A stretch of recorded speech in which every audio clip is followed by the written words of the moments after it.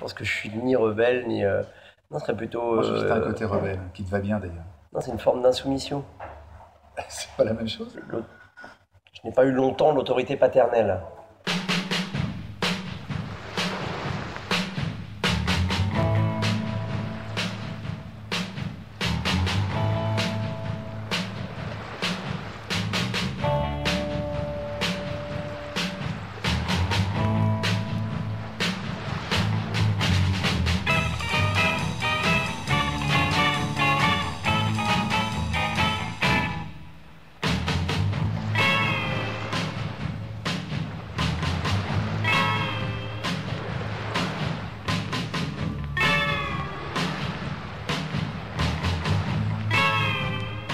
Alors Frédéric, tu tournes en ce moment une pièce de théâtre qui est un succès incroyable. Je préfère qu'on reste amis. Donc, avec Michel Bernier au Théâtre Antoine. C'est une pièce de Ruquier.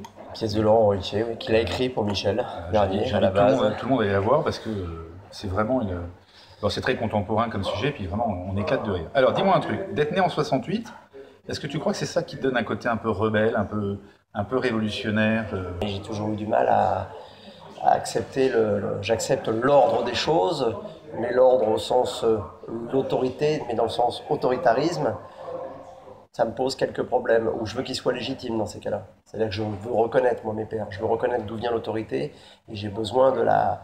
Quand je la reconnais, c'est d'en avoir une vraie reconnaissance, c'est de savoir que je vais apprendre quelque chose de ça. Donc c'est pour ça qu'à et avec les Zidi, Tavernier, Molinaro, Mocky, t'as quand même pas tourné avec n'importe qui. T'as appris. Sur les tournages, Tu as appris. au cinéma, j'ai appris plein de choses. Claude Zidi, il est quand même qui m'a fait marrer moi toute mon enfance et bien après. C'est quand même le roi de la comédie. Dont tu le disais fort justement, c'est comédie, la French comedy, il en a fait quand même un paquet de succès. Et d'avoir mon premier rôle au cinéma, premier petit rôle, ma première apparition dans un film, donc c'était dans La Totale, qui est devenu plus tard le remake qui a aussi cartonné, ce qui est rare, le remake américain avec Total Recall, avec Schwarzy. Mais donc c'était une vraie fierté, moi, d'être là. Et avec ce monsieur. Et après, oui, tout au long de la carrière, oui, il y a des gens qui beaucoup comptent, mais il y a ceux, effectivement, dont t'en as cité quelques-uns, mais Tavernier, bien sûr, c'est un monsieur qui, pour moi, pareil, hein, j'ai eu tout petit rôle là, avec Bertrand Tavernier, mais suffisamment grand pour avoir cette transmission. Et puis il y a l'explosion, il y a donc Taxi. Ça, c'est quand même dingue dans la vie d'un acteur de paraître pratiquement pour son premier long métrage de faire un succès interplanétaire. Quoi. Alors c'était pas le premier. Alors c'était pas le premier. Hein. J'ai eu. C'était pas le premier long métrage. Il y a eu avant. C'est allé très vite parce que cette année, à la sortie de cours de théâtre, j'ai des rôles à la télévision, des petits rôles au cinéma. D'un coup, j'ai un premier rôle dans un film qui me vaut d'être déjà présélectionné au César à l'époque, un film de Malek Chiban, qui s'appelle 12 France. Et qui avait été un film d'auteur avec un joli succès d'auteur à l'époque, un film qui a dû faire dans les 300 000 entrées, ce qui était pour un film d'auteur et un film fait en banlieue avec 3 francs 6 sous, c'était beaucoup. Donc j'étais remarqué par les castings. Et dans le casting est arrivé celui de Taxi, pour lequel j'ai donc finalement été pris. Luc Besson nous a engagés avec Sami Nasseri, et ça a été ce dont on a besoin à un moment, ça a été le fameux tube qui sert. Autant pour un écrivain, puisque tu l'es aussi, qu'un chanteur au cinéma, ce que j'appelle moi le tube. Il en faut un. Après, qu'est-ce que t'en fais? Comment tu le transformes? Voilà, j'ai eu la chance d'avoir le tube, d'avoir le succès populaire qui se confirme derrière, parce que voilà, ça devient une saga. Il y en a 4 et avec les 4 font énormément d'entrées. Après, à partir de là, c'est ce que tu vas en faire. Donc, c'est à la fois un cadeau et à la fois, j'ai vite compris aussi qu'il fallait que je transforme cette chose-là, que ça n'allait pas être non plus si évident. Mais moi, ma vie est un peu comme ça. C'est que on me donne, donc je suis plutôt gâté par rapport à d'autres. Je pense que j'ai de la chance. Et en même temps, c'est aussi démerde-toi. Qu'est-ce que tu penses Il y a toujours le pendant. Et le pendant du succès populaire Taxi, c'est aussi le côté d'être étiqueté, d'être reçu un peu... vu, pas vraiment pris, on s'en fout d'être pris au sérieux. Mais c'est aussi le genre idéal. Quand tu sors de ce film, tu es le genre idéal pour beaucoup de familles, non? Non, on essaie de te marier plusieurs fois ou pas?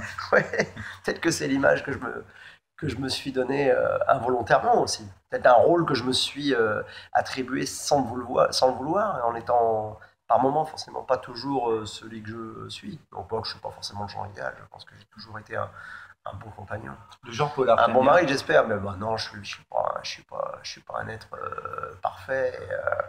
Et j'espère être beaucoup plus rock'n'roll que l'image lisse que je pense à un moment que j'ai peut-être que j'ai peut-être plus rock'n'roll, et heureusement. Non, mais je pense que c'est ce que j'ai aussi par timidité, peut-être par. C'est vrai que tout le monde n'assume pas forcément le succès, ou tout le monde n'en tire pas. Et moi, je trouve que j'avais pas de légitimité, j'allais pas m'abonner et dire ah bah c'est formidable, t'as cartonne, je suis. Non, t'es pas le meilleur, t'es rien du tout. Il y a beaucoup de choses à faire. Une carrière, c'est long. C'est long. Donc aujourd'hui, je sais que j'assume beaucoup de choses. Au bout de. Ça fait plus de 25 ans. Bah, c'est vrai que là, en ce moment, je me sens vraiment bien. Je me sens en adéquation, je suis en phase.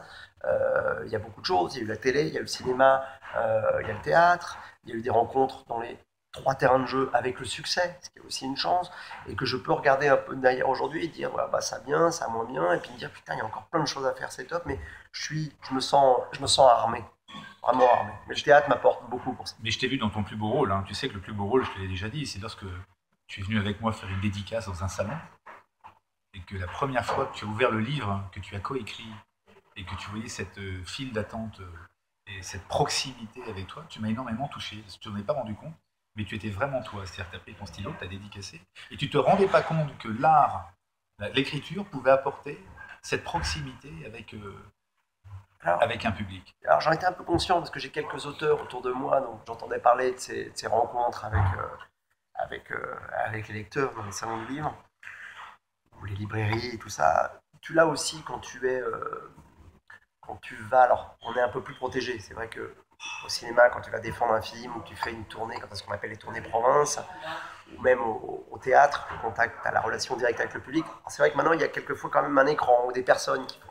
Là, tu es en prise directe avec les gens, puisque tu es à ta table, tu attends. C'est peut-être ça la différence. Mais j'en avais un peu une. Non, ce qui m'a touché, c'est vrai que c'est là que tu y es, tu n'as plus le choix. Tu ne vas pas dire aux gens, bah, c'est bon, je suis fatigué. Non, s'il y en a 100, 200. Après, ça me fait dire la même chose dans cette position humble d'auteur. Hein, c'est à 4 mains, et moi, tout seul, je serais incapable d'écrire un livre. Cette position avec le public, j'aurais tendance à dire, tu l'as voulu. Tu l'as cherché, tu l'as. Tu l'as voulu, tu l'as cherché, tu l'as. Tu dois l'assumer. Fatigué, pas fatigué. Il y a des jours où les gens viennent te voir, te parler. Mais tu dois toujours être poli avec les gens. Même quand à un moment tu es un peu fatigué ou tu es avec ton fils et tout, ça peut être moins accaparé parce que tu dois donner aux gens proches sur le toit. Bah, tu peux le dire aussi qu'un sourire, dire aux gens, bah, j'ai mon gamin, ils le comprennent. Tu peux pas envoyer chez les gens. Moi je trouve ça, ceux qui le font, je sais qu'il y en a qui le font, je trouve ça dégueulasse. Tu l'as voulu. Le côté, mais attends, je l'ai voulu, mais c'est ma vie privée et tout. Je dis non, tu l'as voulu, on fait un métier, tu le fais pas dans ta classe, tu gagnes de l'argent en plus. Alors dis-moi un peu, tu donc sais que moi, c'est pour moi, voilà, pour finir, je sais que je suis très bavard, non, c'est quelque chose, c'est normal, et c'est la moindre des choses, voilà, de faire ça. Après, tu dois trouver là-dedans, juste mettre des limites. Voilà. Alors tu sais que mon blog est plutôt axé un peu polar, parce que j'en écris. Pour toi, le genre polar, ça représente quoi? C'est bon, tu en as fait un, encore une fois, on en a parlé. Et moi, j'affectionne particulièrement le genre. De toute façon, au cinéma, je vois beaucoup plus de films que je lis de livres. Mais c'est vrai que j'ai une affection particulière pour déjà les thrillers. Donc ça va du thriller sous forme de polar, mais du thriller politique, et tu retrouves toujours les mêmes ingrédients, hein, psychologiques, ce que tu veux. Donc déjà, j'aime avec un peu de suspense, du cliffhanger, comme disent les Américains. Ouais. Il y a des rebondissements, des choses, je suis client. Après, il y a ceux qui sont un peu plus naïfs, un peu plus faciles à lire, un peu comment dire, formatés. Puis tu as ceux qui sortent du lot, quoi, qui ont vraiment un style, une singularité. Et moi, ce que j'ai découvert avec ton premier roman, quoi. Et ce personnage que j'ai trouvé complètement, je trouvais ça à la fois totalement décalé. Donc au début sur les premières pages, je dis waouh, c'est un personnage qui est presque d'un autre temps, d'une autre époque. C'est comme ça aussi quand je t'ai rencontré, c'était aussi comme ça que j'ai. Et puis tout à coup, de page en page et tout. J'ai dit non, mais il y a une. Je suis honoré. Alors, cette chose-là vient de loin. Une dernière question. Si j'avais le temps et le talent, mais imagine que dans une vie, tu me demandes un jour d'écrire un scénar ou une chose comme ça. T'aimerais que je te dépeigne dans quel genre de rôle? Ben, non, je peux pas te dire une chose comme ça. Parce que ça veut dire que je t'inciterais. Alors ça dit tu peux inciter un auteur, justement. Mais je crois que c'est plutôt à travers des discussions que je préfère voir la personne ou l'auteur, à un moment, dire mais tiens, c'est marrant en vous voyant. Je pense à ça et ça. Et je dis, à un moment, la personne a perçu même quelque chose qui peut t'échapper de toi et tu dis mais. Ou une infime partie que tu connais mais que tu n'oses pas aborder. Puis là, dans ce cas, tu vas dire bah ouais. Ouais, allons-y, banco, ouais, cette chose-là. Mais dire, tu peux parler d'un rôle, d'un genre, mais c'est pas évident. Tu pourrais, moi j'aurais du mal, sûrement par pudeur, mais c'est pas moi qui ferais le premier pas. Merci beaucoup, Frédéric.